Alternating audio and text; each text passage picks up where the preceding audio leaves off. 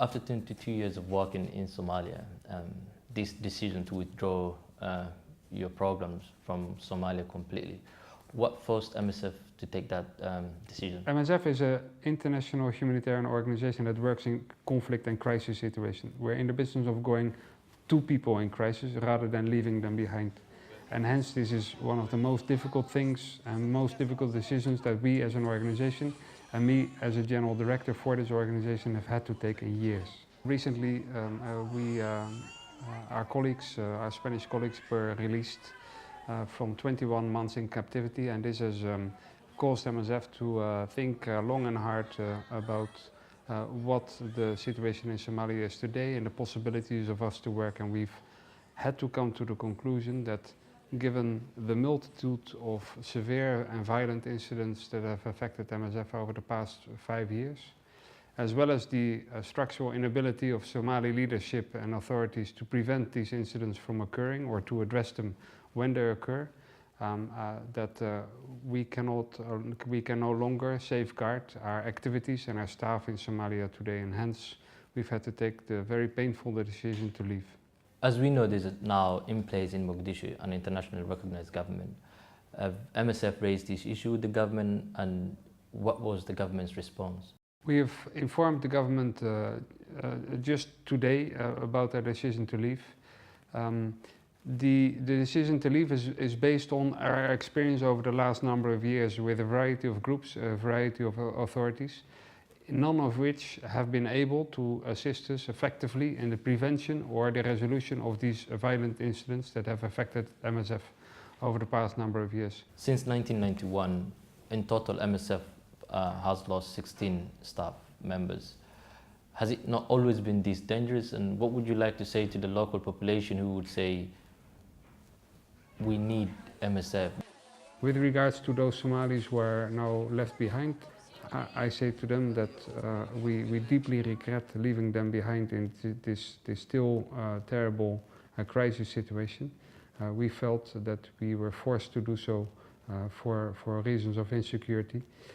And I would like to ask them to work with their authorities and their leaders in order to ensure that in the future perhaps better conditions are created for humanitarian organizations to work. Somalia has always been a dangerous place, but now we believe there's a limit to what we can accept, and there's the conditions that allow and permit humanitarian assistance in Somalia are no longer there. I myself worked in Somalia in 1992. I came in at the time of the Great Famine and the American intervention Restore Hope. And it was a very dangerous place. It was a tragic place at the time. People were heavily affected by this famine. They were dying in droves, and the work that we did was made incredibly difficult by the insecurity that prevailed. However, we were able to work with community leaders. We were able to work with local authorities, such as they were, in order to be able to create conditions that permitted us and myself to set up medical programs that had a very, very positive impact on the population at that time. I can also see from that experience, I can see today that the same conditions that allow us to carry out these activities safely do no longer exist. The multitude of heavy security incidents that have affected MSF over the last couple of years are testimony to that. The two latest incidents are only the two latest incidents in a series of severe attacks on our staff, and this is basically the basis upon which we have felt compelled to make the decision to leave Somalia today. 2 of your colleagues were killed in Mogadishu. The individual allegedly behind the killing is walking free in Mogadishu. Who do MSF blame for that? We were very reassured when the government initially apprehended the person and sentenced him to jail. Since then, however, he's been released and he's now walking free. And the fact that a killer that has been apprehended and sentenced by the government is able to walk free, that undermines the trust that we can have in the government and the ability of the government to takes decisions that can help prevent and safeguard humanitarian assistance. We know the situation in Somalia. There's still no strong enough government to provide these facilities that MSF are providing across the whole of Somalia. What would be the consequence on the local populations? In the absence of MSF's facilities, which will be shutting down over the next weeks, there's a little to no alternatives for the Somali people of the communities where we're working to seek medical care. So the impact is very, very heavy.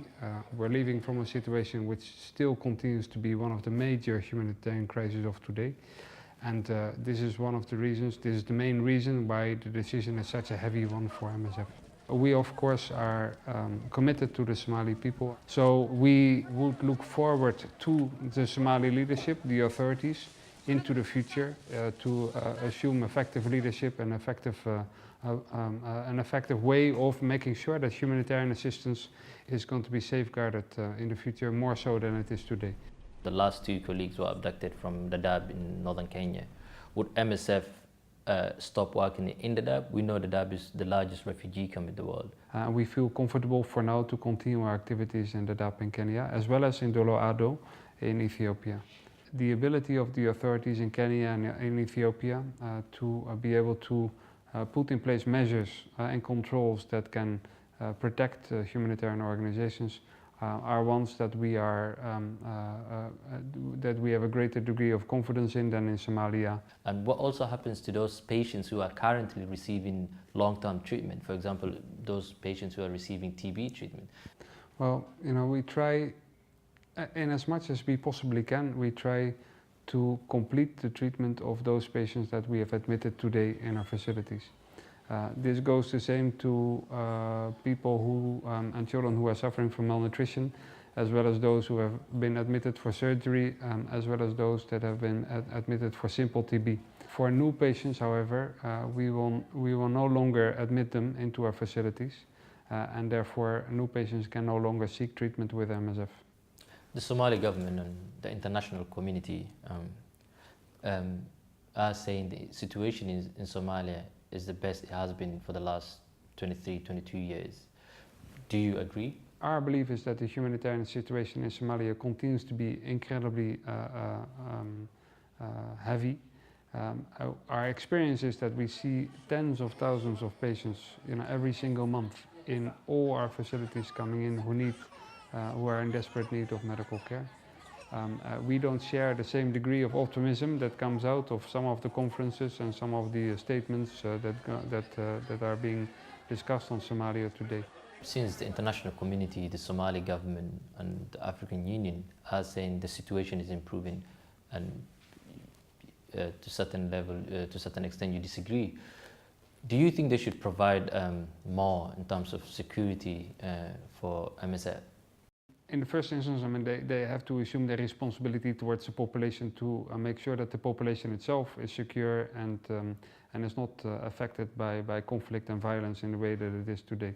That is their first and primary responsibility. Secondarily, they have a responsibility towards organizations like us that are there to assist the population, but also the government itself and the authorities itself, to make sure that the work that we do is made possible. My final question would be, would MSF review the decision, and if so, how often would you be reviewing the decision to withdraw? This is a decision that we haven't taken lightly. It is an incredibly heavy decision. It is not a decision for the next weeks or months. Our commitment to the Somali people is undiminished, and we would gladly resume our activities, provided the conditions that permit safe resumption of activities and presence of our staff are created, and at the moment they are absent.